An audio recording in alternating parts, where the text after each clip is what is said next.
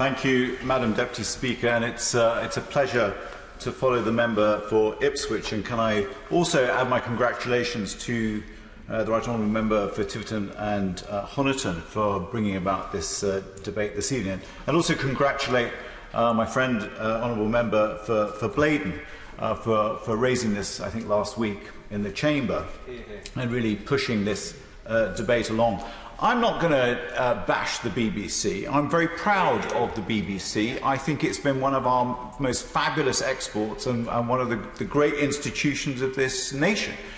Just witness the exports that it has driven for us and some of the original programming it has created, the agenda that it's driven, whether it be political or whether it be environmental or social or whatever, but the huge contribution it's made. And you just look at the cost it has come at to a household, which is presently 43p a day.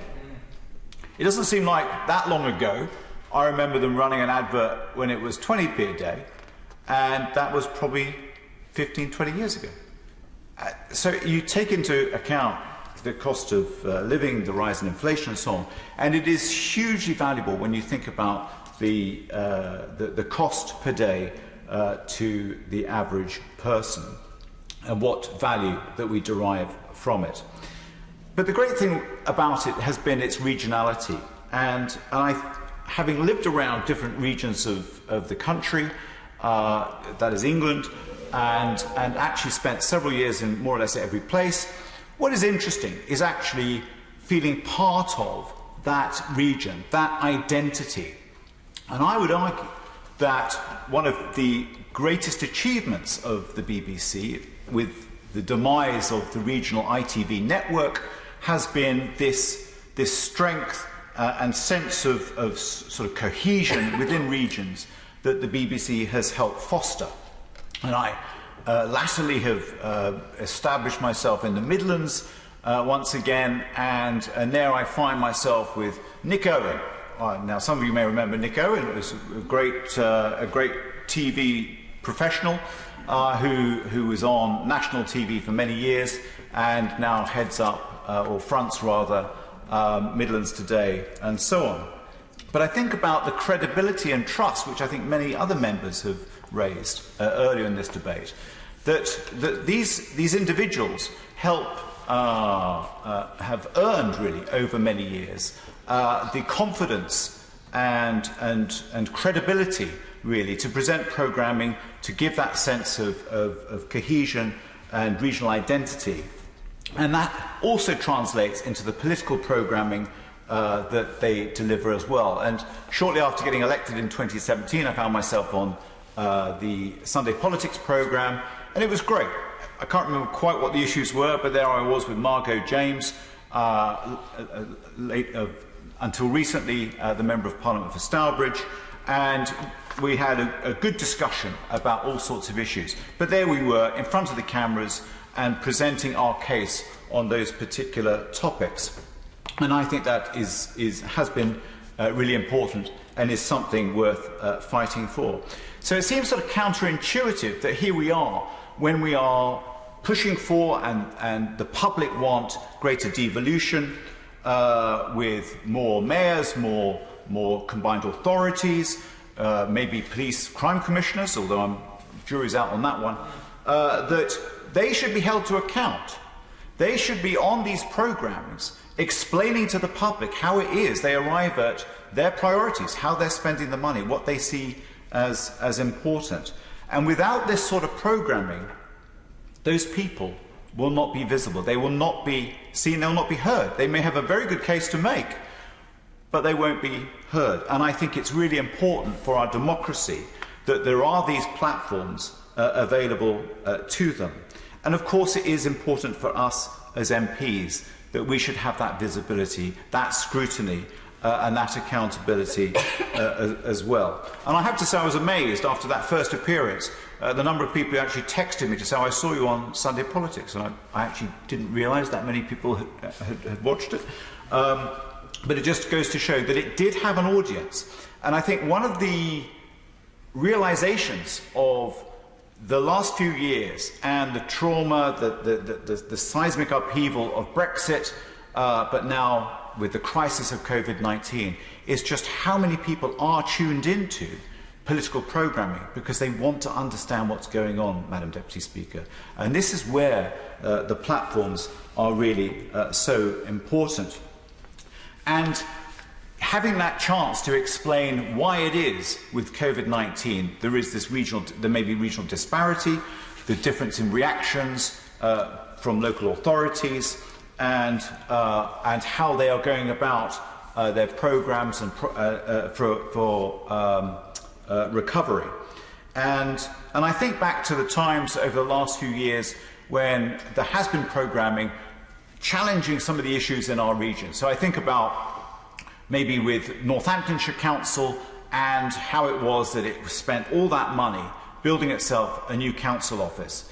And it needed regional programming to actually bring that out and expose that to the public for what it was. And more locally, I've been campaigning against Warwick District Council for trying to do a similar thing, and we have managed to stop it. But it was actually put out in the public sphere to have that debate, and that was why the regional programming was important. And we've heard a lot in this debate about the value of Inside Out as a programme and how cost effective it is. You think £6 million as an annual budget for 60 people, 11 regions serviced, and how that, not just in its own right as a programme, as a slot, but how much that's actually fed into the different platforms in national news and online and so on. Yes, I'll give way. Thank you very much, the honourable gentleman. Would he agree with me that also with the proposed cuts to programmes like Politics and Inside Out, with our levelling up agenda and all of our creative jobs that there are around the country and in different nations, that this will have a huge impact on freelancers who are already struggling to be able to keep their earnings going as productions actually are reduced throughout the COVID period. And this news will be absolutely devastating for them, but also what it means is that our creative industries will be only be able to be run from the big metropolitan areas, and what we want is good creative people around all of our nations. I thank the honourable member for her interventions, and I agree entirely with her. I mean, one of the great strengths of this country is its creativity and its media output. I mean, we are a huge exporter, as the member will know very well from her own background, as she was describing earlier.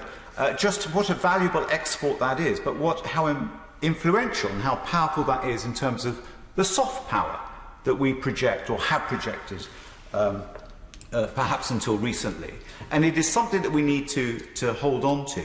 But just to go into a little bit further about Inside Out, you know, it is an extremely valuable strand because of how much it feeds into other programming. And the story about Sports Direct was mentioned earlier, and about the investigation that was undertaken. You know, here was this issue which they raised, they investigated in that old-fashioned way, and realised there had been, what was it, 50, 60 emergencies, ambulances being called to this warehouse to understand what had been going on, because so many workers were actually working in such shocking conditions in terms of the hours they were working, too few breaks, and so on.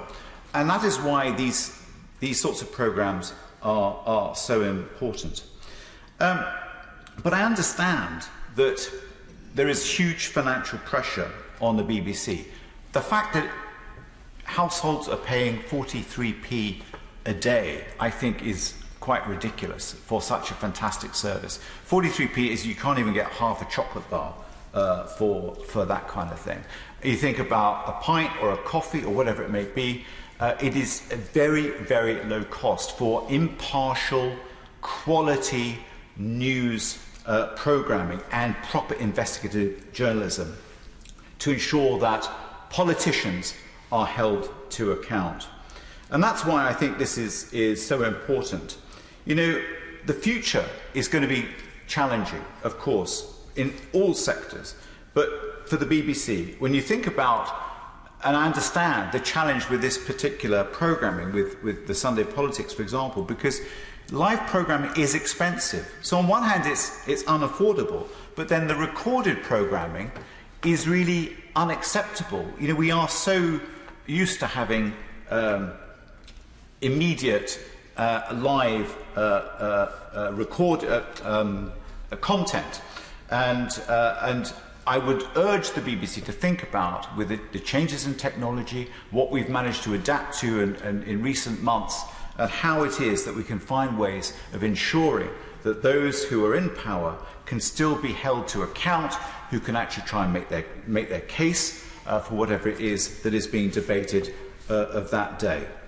But what I would say is that with the Charter renewal coming up and the future funding debates looming, that the BBC must be careful that this does not play into the hands of its detractors, because it is vital that the case is made on their behalf. It is an incredibly valuable service that they provide. The public want political news, as I was saying, whether it was through Brexit or whether it's through COVID-19 and so on. And they want that visibility and the accountability. So what I would say, Madam Deputy Speaker, in concluding, is the BBC is a great asset.